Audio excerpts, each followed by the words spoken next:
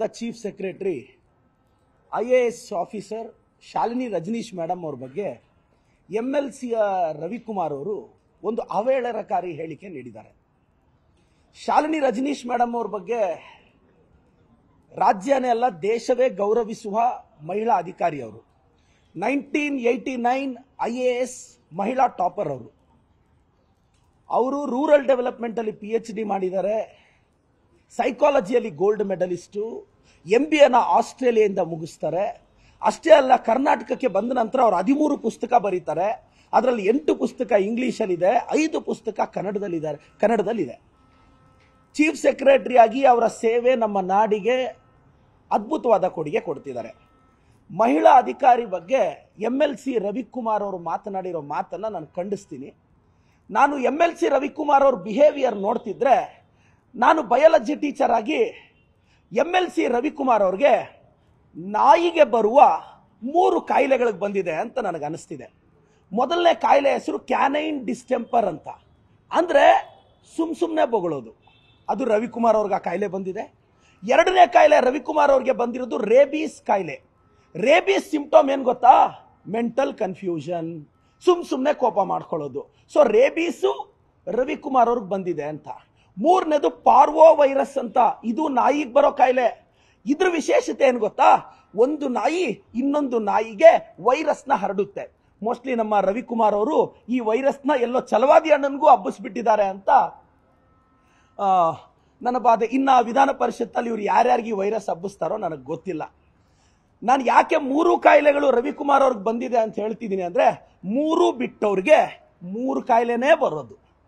MLC Ravikumar ಅಣ್ಣ ಅವರೇ ಹೀಗಂತ ಜನ ಅಲ್ಲೆಲ್ಲೋ ಮಾತಾಡ್ತಿದ್ರು. ನಾನು ಹೇಳಿದೆ, ನೋಡಪ್ಪ MLC ಅವರು ರವಿಕುಮಾರ್ ಅವರು ಅವ್ರು ಮಾತಾಡ್ದಂಗೆ ನಾವು ಮಾತಾಡೋದು ಸರಿ ಇಲ್ಲ. ನಾವು ರವಿಕುಮಾರ್ ಅವ್ರನ್ನ ಕೋತಿ ನಾಯಿ ಅನ್ನೋದೆಲ್ಲ ನಮ್ಮ ಸಂಪ್ರದಾಯ ಅಲ್ಲ. ನಾನು ಅವ್ರಿಗೆ ಬುದ್ಧಿ ಹೇಳಿದೆ, ಹಿಂಗೆಲ್ಲ ಮಾತಾಡಬಾರ್ದು. ಸೊ ನಾನು ಅಂದಿದ್ದಲ್ಲ, ಅವ್ರು ಯಾರೋ ಅಂತ ಇದ್ರು, ರವಿಕುಮಾರ್ ಅವ್ರ ನಾಯಿ, ರವಿಕುಮಾರ್ ಅವ್ರ ಕೋತಿ, ರವಿಕುಮಾರ್ ಅವ್ರಿಗೆ ರೇಬೀಸ್ ಬಂದಿದೆ ಅಂತಿದ್ರು. ನಾನು ಹೇಳಿದೆ, ಹಂಗೆ MLCನೆಲ್ಲ ನಾವು ಮಾತಾಡಬಾರ್ದು, ನಾವು ಗೌರವ ಕೊಡಬೇಕು ಅಂತ. ನಾನು ರವಿ ಅಣ್ಣನಿಗೆ ಗೌರವದಿಂದ, ಅಣ್ಣ 3 ಬಿಟ್ಟಿರೋ ರವಿ ಅಣ್ಣ, ಆ 3 ಕಾಯಿಲೆನ ವಾಸಿ ಮಾಡ್ಕೋಣ.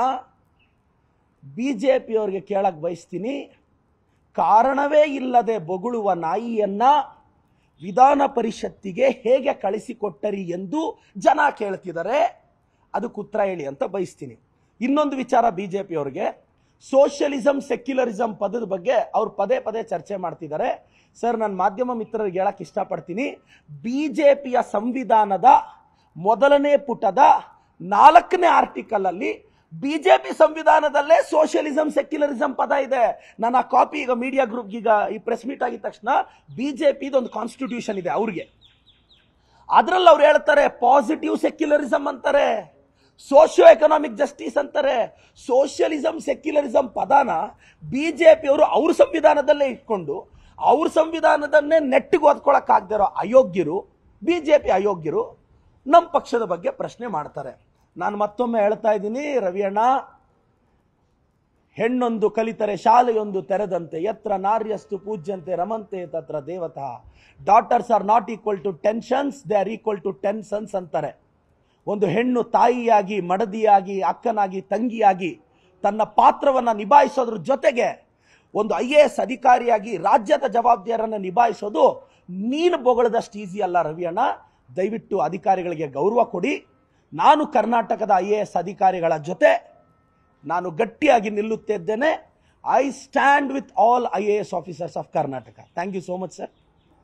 Thank you. ನ್ಯೂಸ್ ಫಸ್ಟ್, ನಿರ್ಭೀತಿಯಿಂದ ನಿಮ್ಮ ಪರವಾಗಿ.